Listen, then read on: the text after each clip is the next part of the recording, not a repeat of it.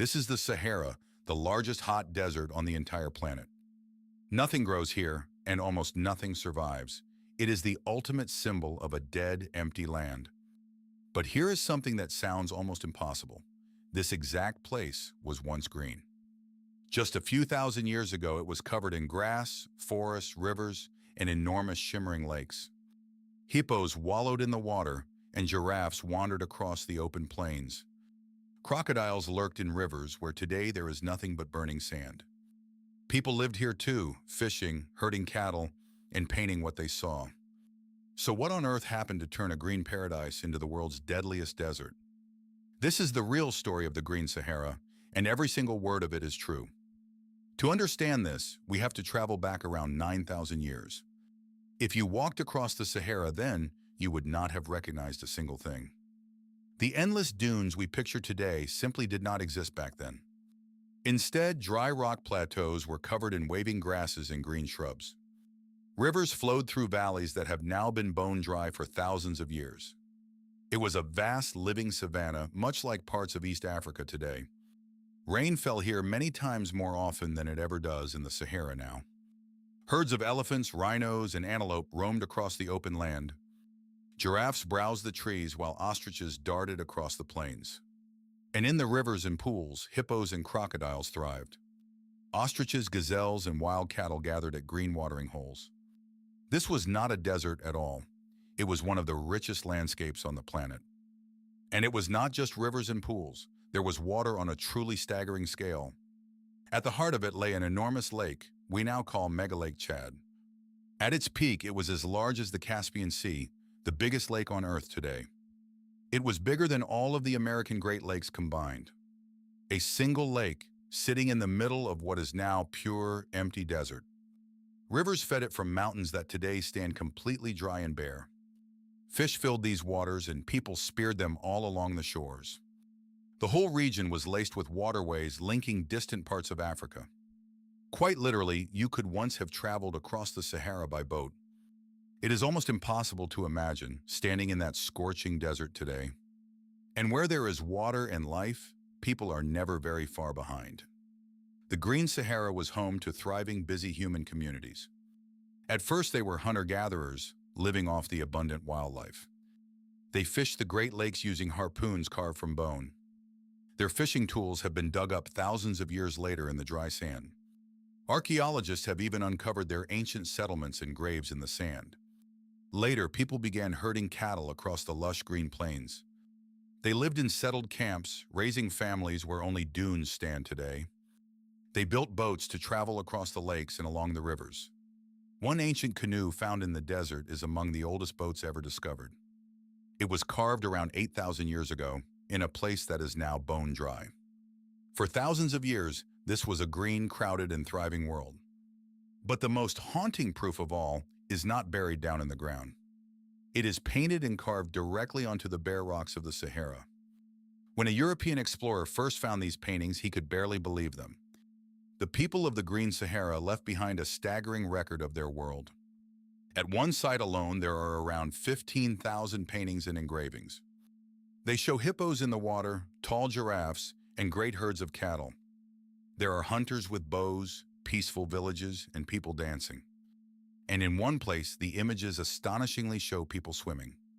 Swimmers painted on a rock wall in the heart of the driest place on Earth. The paintings survived for thousands of years. The lakes they show did not. They are a window into a green world that has now completely vanished. So why exactly was the Sahara green back then, but a brutal desert now? The answer is not random at all. It is written in the movement of the Earth itself. Our planet does not spin perfectly upright. It slowly wobbles on its axis. This wobble repeats in an enormous cycle of roughly 20,000 years. At certain points, it tilts the northern half of the Earth closer to the sun in summer. Those summers grow hotter, and warmer air can hold far more moisture. This supercharges the Great African Monsoon, the powerful seasonal rains. These are the same rains that today only soak the lands far to the south. The whole band of tropical rain shifts far to the north, straight over the Sahara. Suddenly, the desert is drenched with rain it has not seen in many thousands of years. Grass spreads first, then trees, and slowly the lakes begin to fill. And the plants themselves help trap moisture, pulling in even more rain. It becomes a powerful loop. More plants bring more rain, and more rain brings more plants. Step by step, the barren desert transforms itself into a green and living land. But the wobble of the earth never stops turning, not even for a moment. Slowly, the planet tilted the northern summer away from the sun once again. The summers cooled, and the mighty monsoon began to weaken. Year by year, a little less rain fell across the once green land. The band of rain slipped back to the south, away from the Sahara. And here is the truly chilling part of the whole story. The end did not come slowly and gently over many thousands of years. The very same feedback that once made it green now worked brutally in reverse. Fewer plants meant less rain, and less rain killed off even more plants. Around 5,500 years ago, the green Sahara finally collapsed. It happened slowly, and then all at once, over just a few short centuries. The lakes shrank, the rivers stopped, and the relentless sand began to win. A paradise that took thousands of years to grow died in just a few generations. For the people living there, this was a slow-motion catastrophe. Their entire green world was dying around them year after year. They could not stay, so they followed the only water that still remained. And one mighty river never ran dry through it all, the Nile. From all across the drying Sahara, people streamed toward its banks. It was one of the largest movements of people in the entire ancient world. The once quiet river valley filled up with refugees and their herds. Packed together along the Nile, these people built villages, then towns.